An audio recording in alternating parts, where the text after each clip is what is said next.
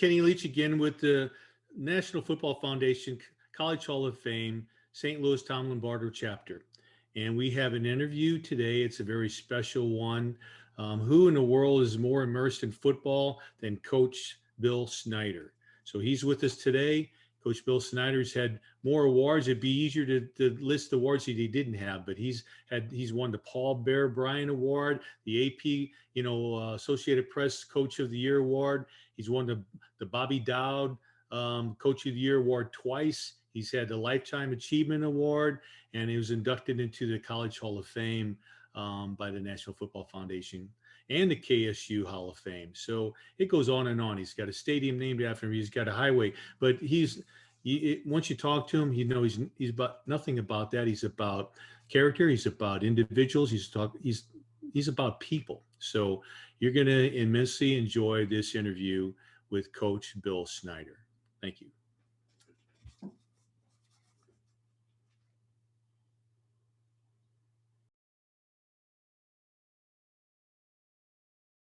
Hello. How are you today? I'm fine, Ken, and yourself? Doing great. I really greatly appreciate you taking time off for us today. Well, you're sure welcome. Anything I can do to help. So I'm going to introduce Kelly. Hello. Kelly is our editor and our tech guru. I think we all need one of those, don't we? I need 4 or 5. So let me tell you. I need one. Here's what we're doing here, Coach. We're, the National Football Foundation. You're aware of what we do, and we have luncheons for the coaches, and we try to get together. With the COVID, it's been very difficult. So, our executive director Bob Button had suggested we do some articles on past award winners, and that kind of morphed into Zoom calls, and of course, anything related to the NFF. You were previous NFF College Hall of Fame coach. I thought that you'd be a great interest story for our members. Well, I appreciate that. How can I help? Well, sir, I think the first thing that I'd like to do is we're going to introduce, and we have all of these awards if you won one after another, after another, after another. But if you wouldn't mind starting out with the NFF Coaching Hall of Fame dinner, and maybe tell us a little bit about what you remember about that night. Well, I remember it was a wonderful night. Now, I've been numerous times prior to that, and I've always been enamored by it. So many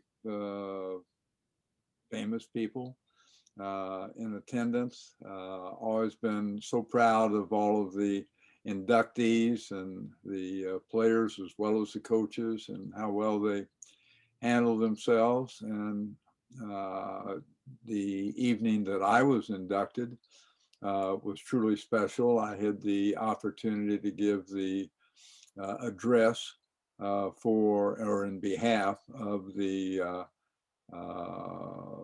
other coach and I think 17 players that were being inducted. And that was truly an honor and enjoyable as well. And then the opportunity to meet all of those. I met the coach, but I hadn't met all the players, have an opportunity to meet them. So just a wonderful night. And we had some events prior to the induction ceremonies. And we had, there was a large number of people that were dear friends of mine, and most significantly, my family. We have 5 children and 8 grandchildren at the time, and everyone was able to be in attendance with us. And the event that we had the night before involved our children and a lot of other friends and people that I had been associated with during the period of time, and a lot of coaches that normally attend the Hall of Fame dinner came to that function, and it was just truly an enjoyable time.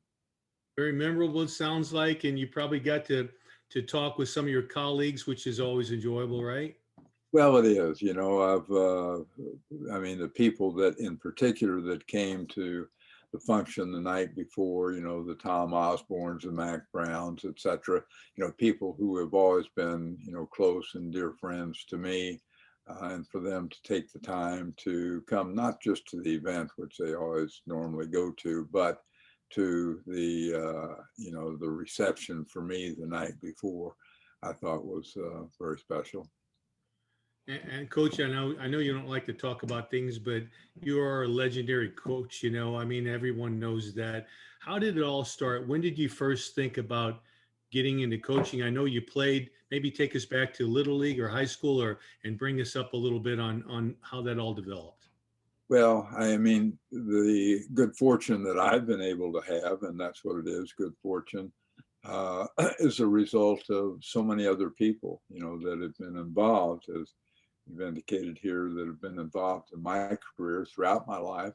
I'm asked all the time, when did I decide that I wanted to get into coaching? Mm-hmm. And interestingly enough, I always thought that that's what I would do. I mean, since I can remember, I know when I was a young child, I was an only child of a single parent. My mother and father had separated when I was 6 years old, I believe. And my mother, who strongest person I've ever known in my life, the most amazing person I've ever known, took me down. She worked 6 days a week, 12 hours a day, to make ends meet for us. And she took me down to the YMCA and enrolled me in the YMCA and shared with them that I would be there at such and such a time after my grade school was out every day. And if I was a minute late, to call her and she would correct the issue. And, I always wanted to do what my mother asked. I say I always wanted to. I probably didn't, but I always did because of the impact she had on my life. But the point being that I was at the YMCA every day, so I got invested in athletics and played basketball and baseball and softball, and was a competitive swimmer, just played all of the sports. And I just always thought that since I had such a love for athletics, that my career, when I thought about, okay, what do you do for the rest of your life? It always made sense that I would be a coach. I didn't necessarily think football, basketball, or baseball, whatever. I just thought I would be a coach. In fact, I became a coach, a swimming coach, before I ever became a football coach. And I was a swimming coach of the city swim team in St. Joseph, Missouri, when I was still in high school.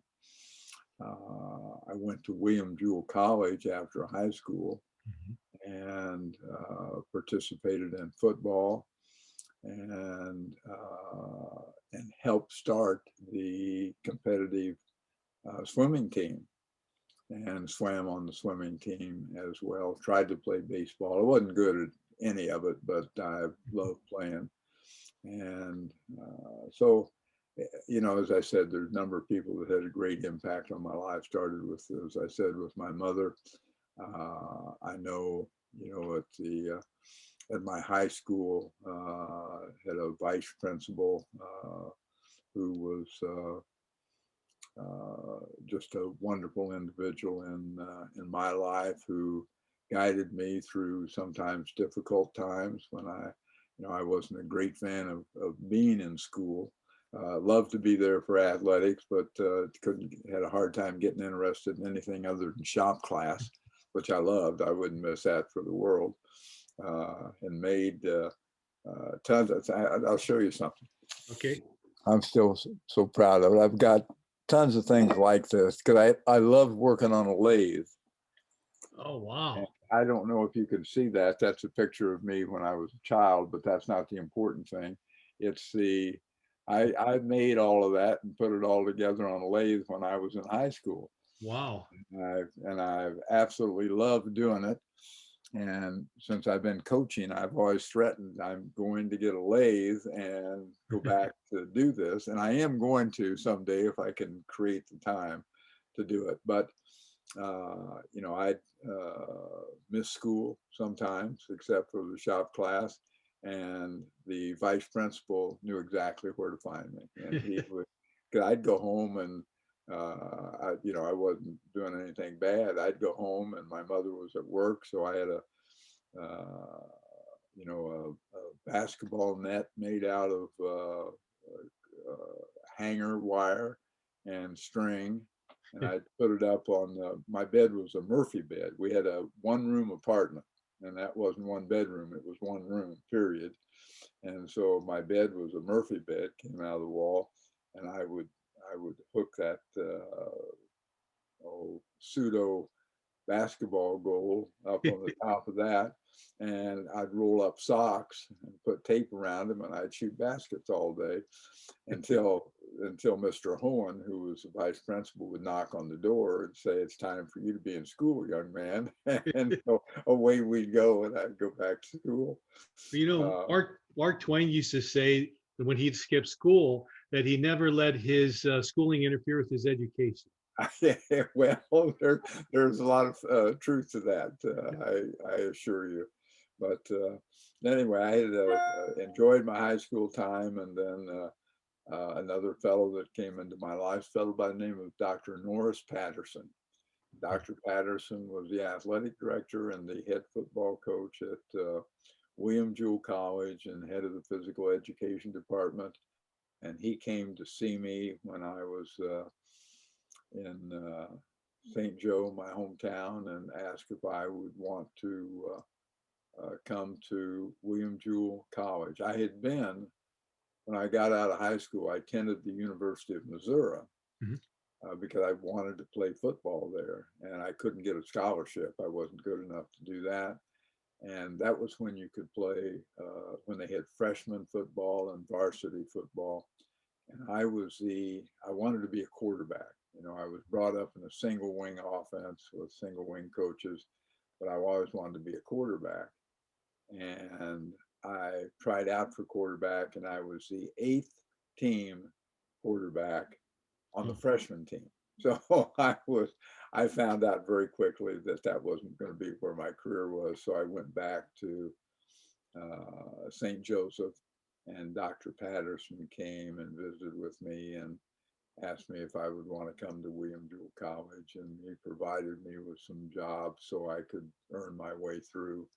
And it was non-scholarship school, and I enjoyed my time there and the impact that he had on my life. There's an interesting thing.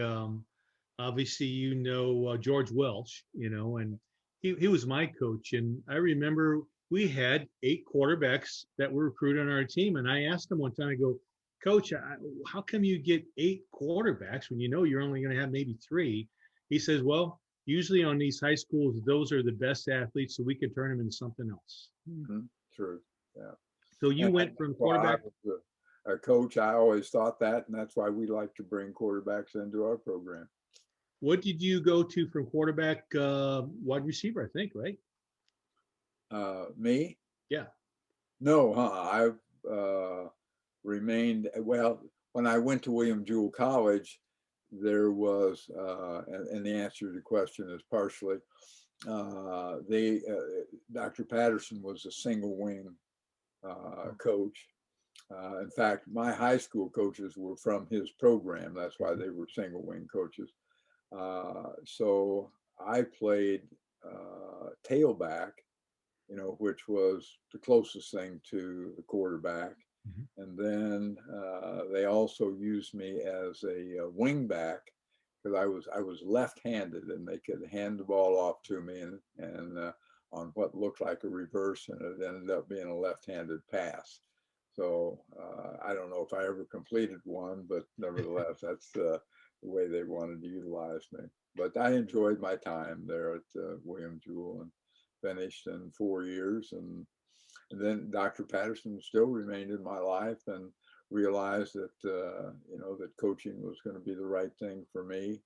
And he actually got me my first job, which was a high school coaching job and teaching job at a small school in Missouri, Gallatin, Missouri, K through 12, 100 students.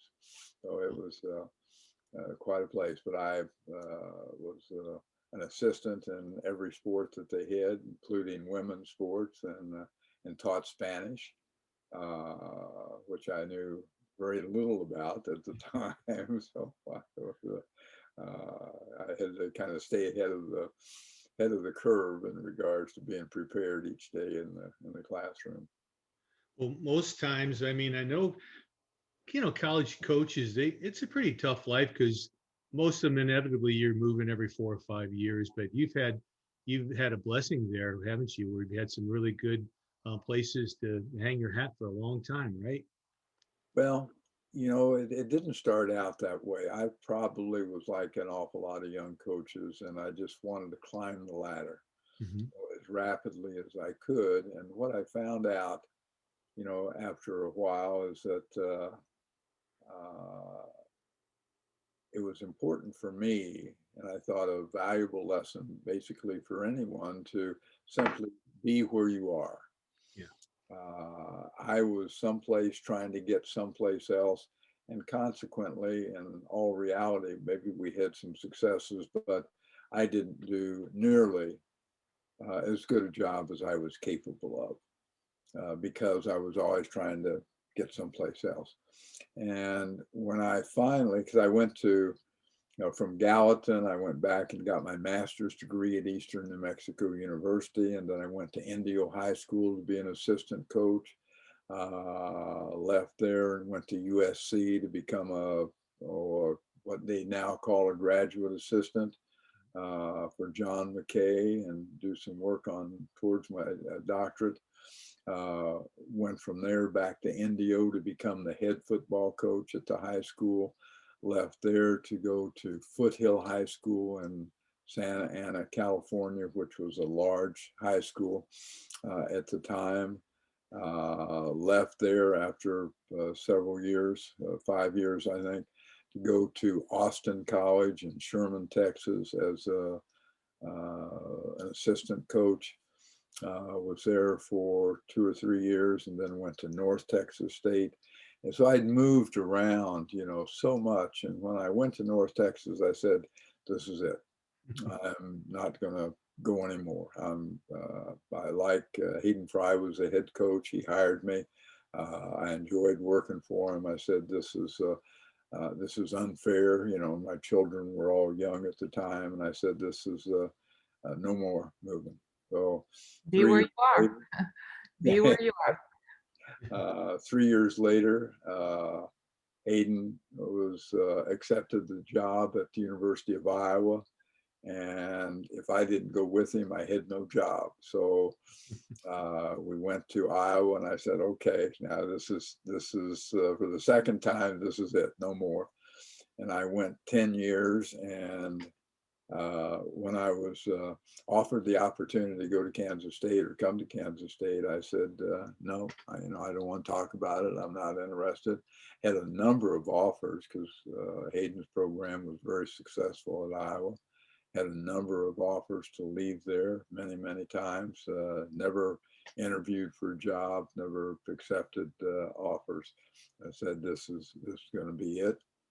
And so, the Kansas State thing was kind of a unique arrangement, the way it worked out, and how I finally, because I declined the offer numerous times, and eventually, got to a point where I made the decision to come. And once I got here, I said, once again, this is the last time. And so we made it the last time. And that was, here So, we are. Coach, it sounds like, like Dr. Patterson was one of your mentors. You had probably a number of people that mentored you, and then you went on to mentor others. And can you give us, pass on some information on that itself? What's the importance of mentorship? Well, I think, first and foremost, it's really having a genuine interest in the well-being of those people that you are trying to guide and direct to become successful in all facets of their lives. I think as a football coach, so many times, people view a football coach as someone who, it's all about football. I'm going to give you guidance and direction to become the best football player that you can be. Oftentimes it's said, I think that kind of goes with the territory. Everybody's obligated to say, yeah, I'm going to care about your son. I'm going to care about this young man. And too often the, in parentheses, is if he plays well for us. And that's not the way it is. And it was important to me because again, I had, mentors that what was important was that I was doing the right things in my life, that I was trying to become the best person, the best student, be successful in all facets of my life. And football was only one of them, and was going to be, short-lived in terms of playing the game.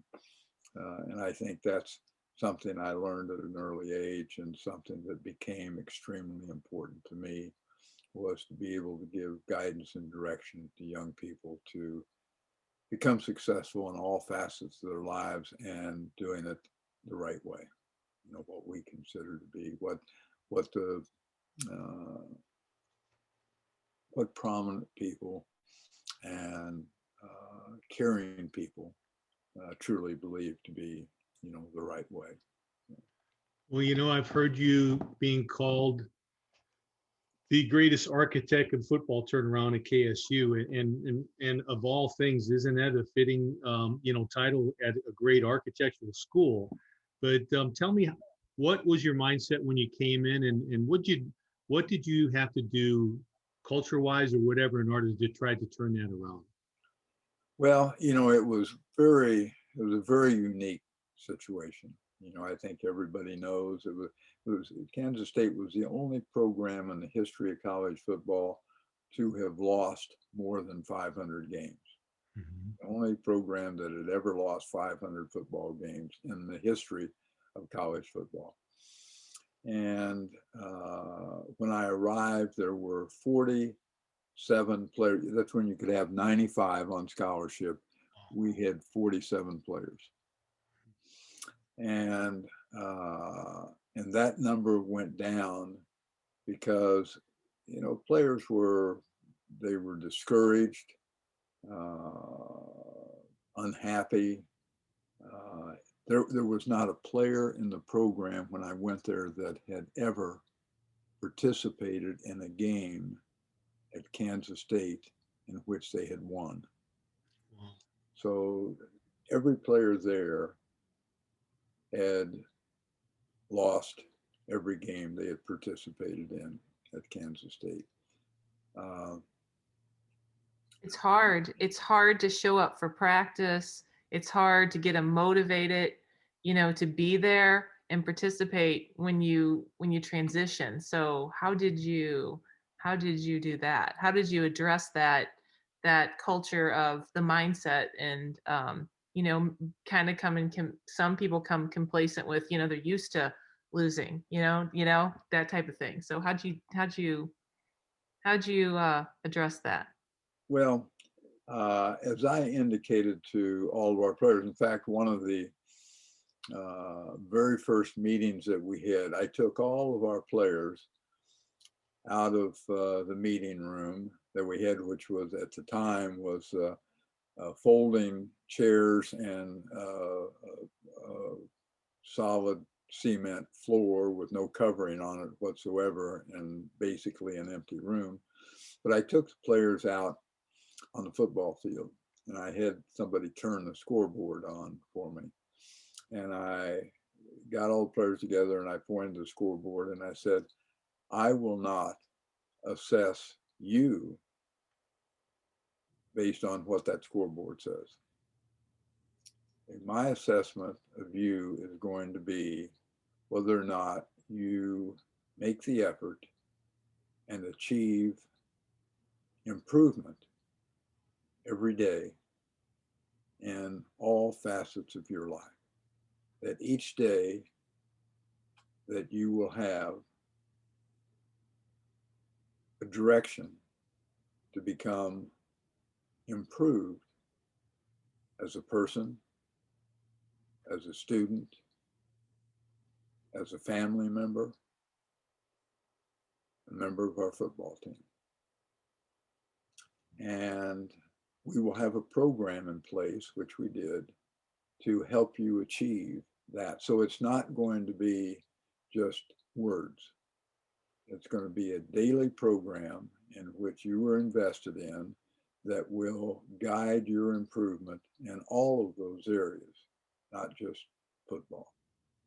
And it is important to me that you realize that it's going to take a number of things on your part. And these are things that that I am going to insist upon, and it will be a matter of sacrifice on your part, but I will do everything I can to give you the guidance in order to achieve successes in these intrinsic values, if you will. Yeah, right. You know, hard work, discipline, responsibility, et cetera, et cetera.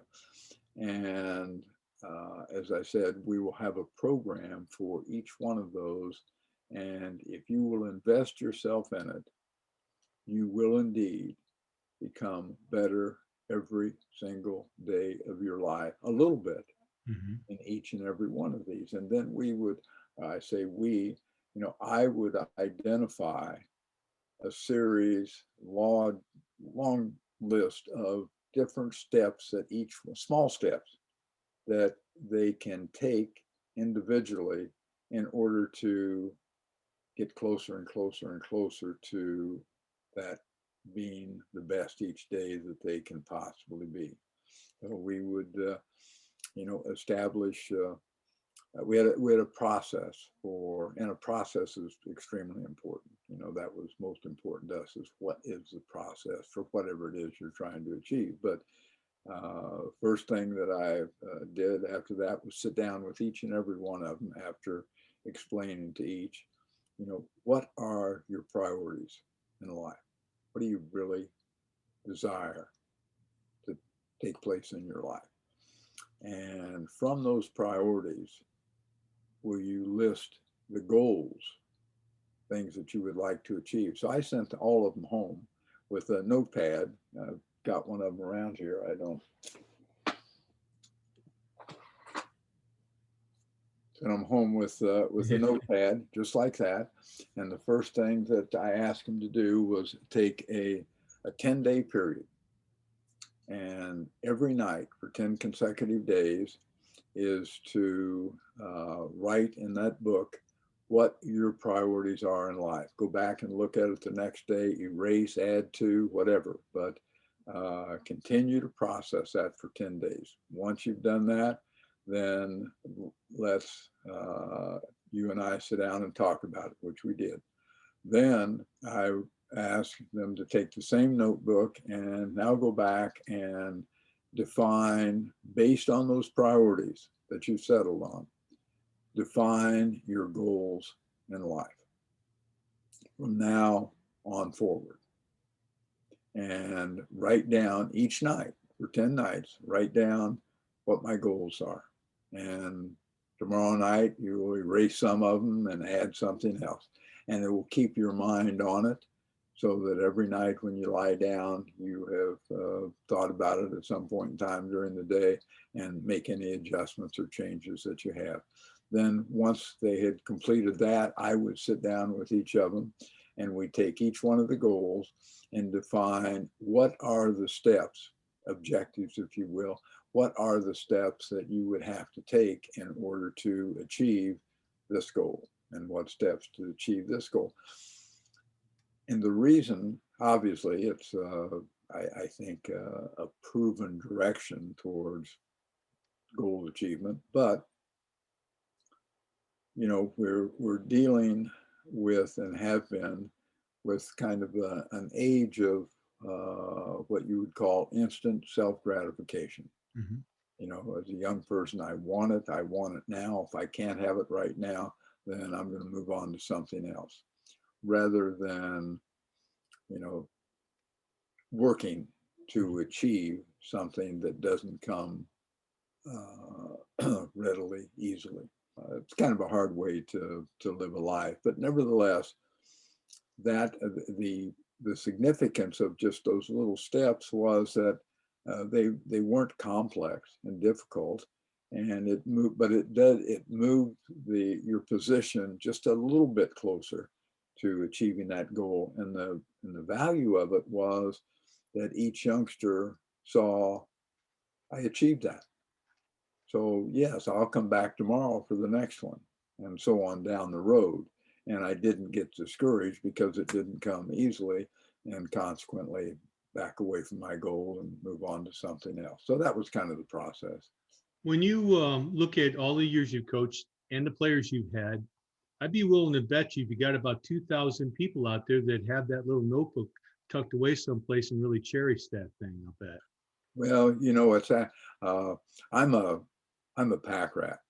Okay, and I save everything. When I moved out of my office after this last retirement, I had more boxes than I could house in our home. Yeah. Our home is full of boxes that I haven't gotten to yet, and you know, it's hard even just to get around.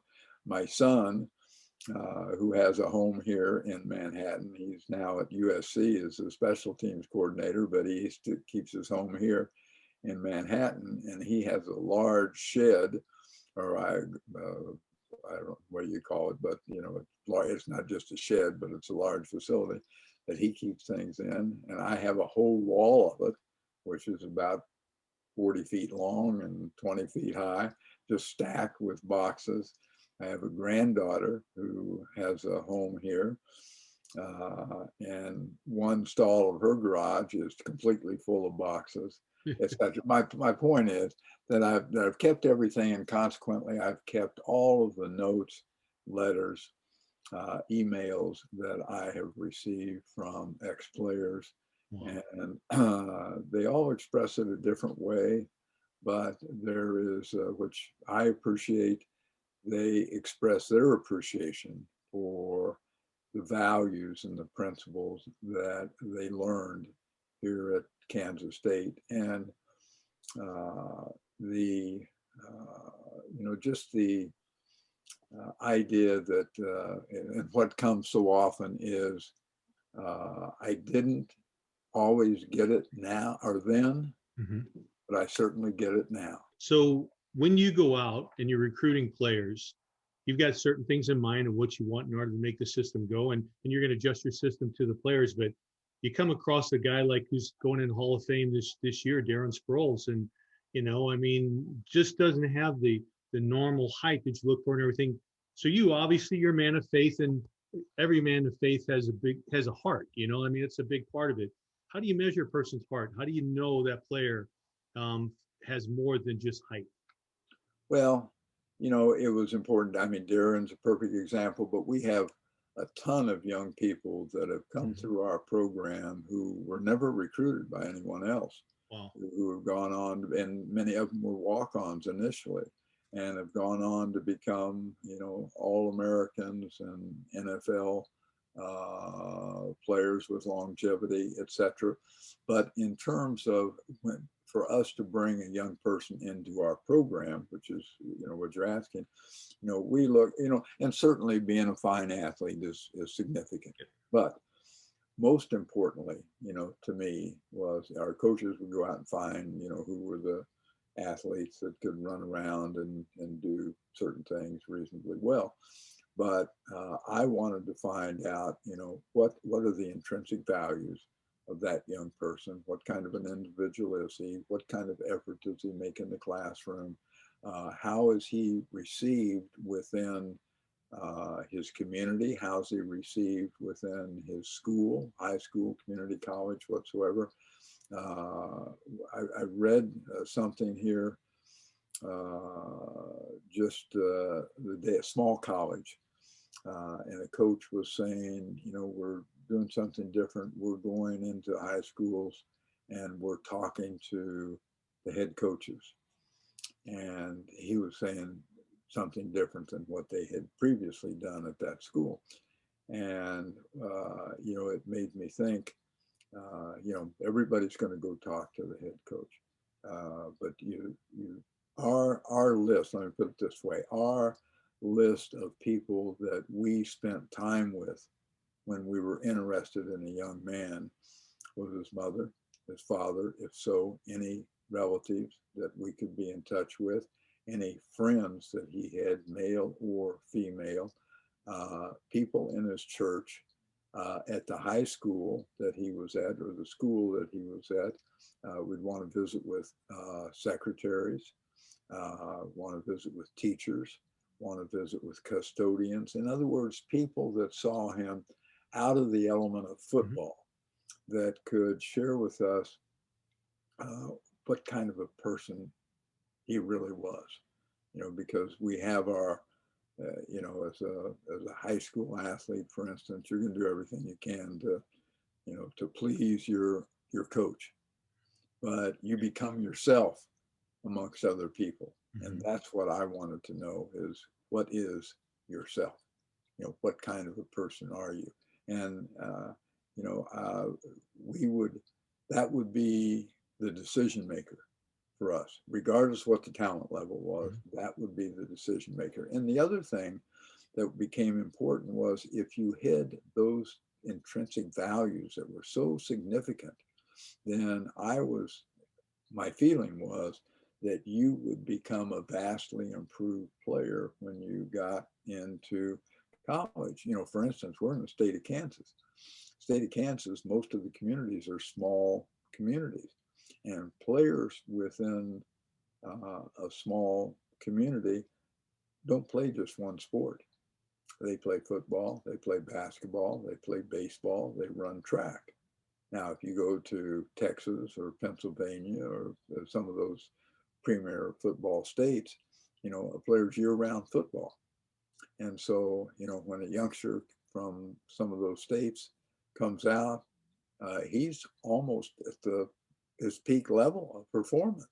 And so the level of improvement is somewhat thin. But you take some of those youngsters that have not been in football. I mean, they play football, you know, a couple months out of the year, 3 months at best, and the other 9, 10 months are involved in other sports.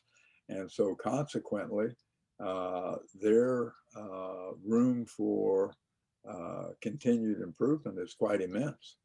And if we do our job, then that young person that is, you know, maybe not seen as like a Darren Sproles, seen as a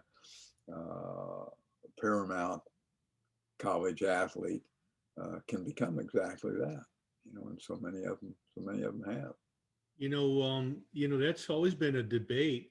I mean, especially lately, where kids are specializing more in sports, and I don't know how you feel about that. I've got my own opinion on that, but I've always felt the more well-rounded kids. How do you feel about that debate on specializing in one sport or playing multiple sports? Well, I think our history would prove that that individual that is able to be competitive year round. You play football, you know, you may play whatever in high school, you may play 9, 10, 11 ball games. Yeah. That's 9 or 10 opportunities to really become competitive. You play all sports, you know, that's 50, 60, 70, Yep. plus every day of practice rather than just 3 months of practice. You got, you know, virtually 9, 10, 11, 12 months of practice, you know, more opportunities to become a quality player and a more competitive individual.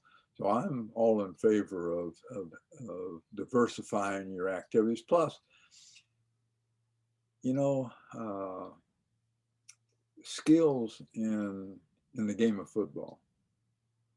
You know, you spend so much time teaching how to block and how to tackle and how to do things at quote unquote the point of attack, right there. And yet, when you are a multifaceted athlete, you not only can do those things probably a little better. What takes place between the snap of the ball and when all that takes place, you're better. In other words, you get there quicker. Mhm. You get there with more agility. You get there as a better athlete, all-round athlete. So I'm all in favor of diversification. The Jim Thorpe concept, I guess we can call it, right? Very much so. Right. So, okay, so we've got a clip. Kelly, I don't know if you can pull this up now. We just did a Zoom interview with the DeSmet head coach and Robert Steeples, and really impressive guy. And we told him we were going to be talking to you next. We said, what question would you ask him? So he gave us a question that had to do with, players, then and players now. If we can run it, if you can hear it, if not, I'll just go ahead and I'll repeat the question, and then we'll edit his thing in. Surely.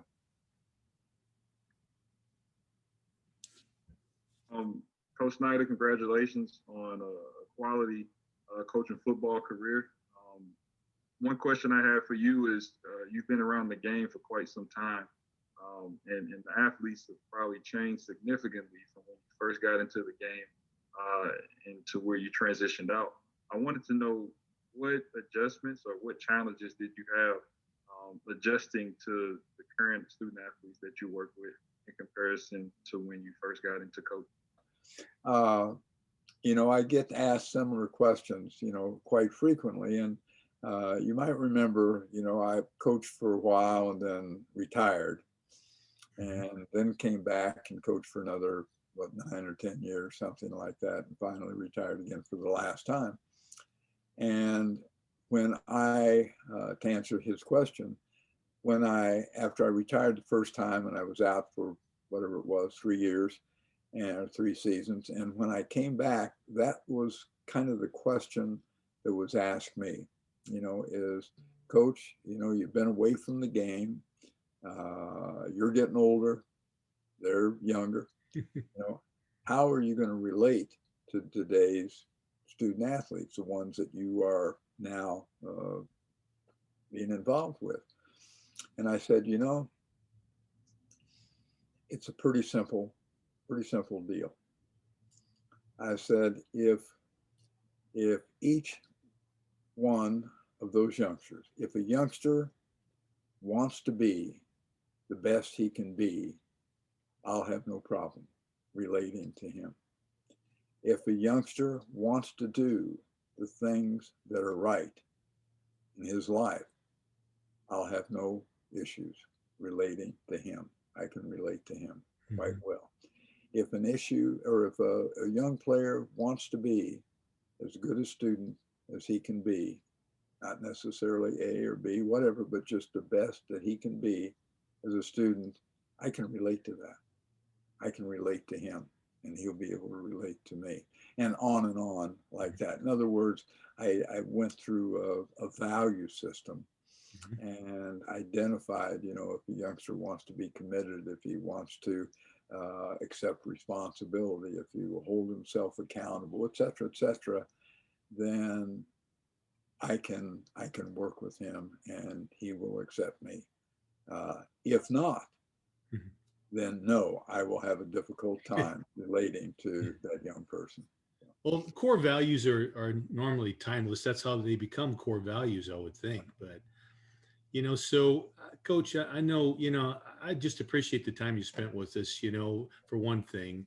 I always we do this for a couple of reasons, and I'd like you to maybe, 2 things. I'd like you to one, maybe tell our sponsors and our memberships why you appreciate, because you're one, you know the values of this, but why do you appreciate the work that the NFF does and the College Hall of Fame does?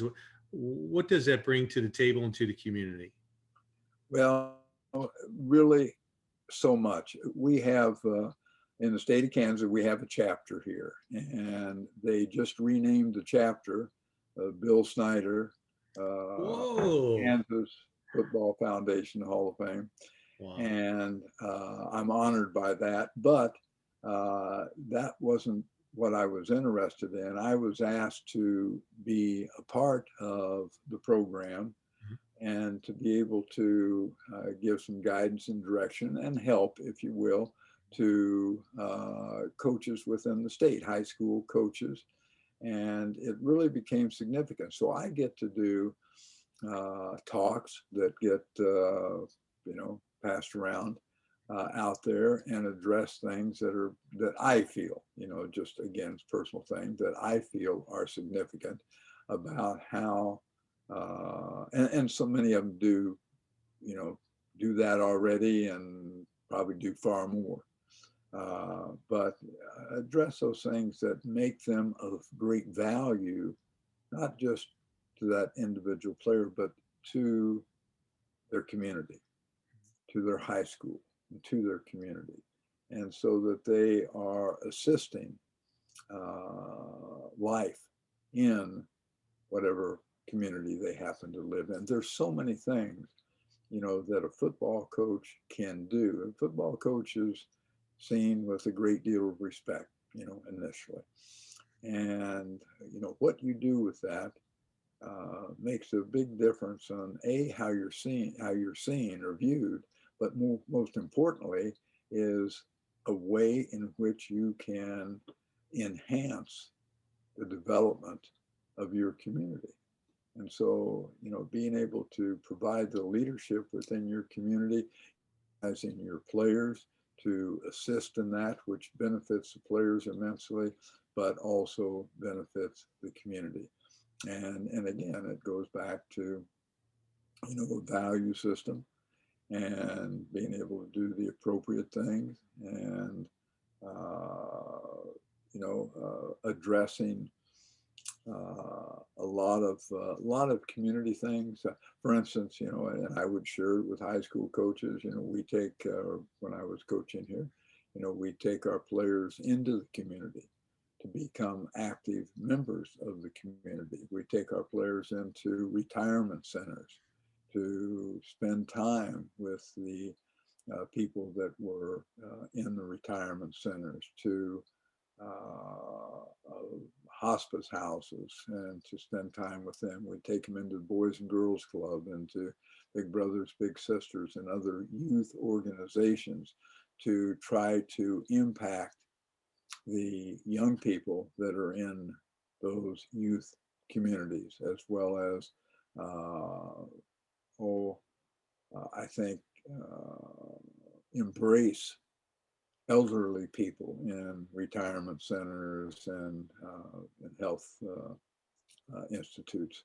But, just so many things like that. Volunteering within the community to help in a variety.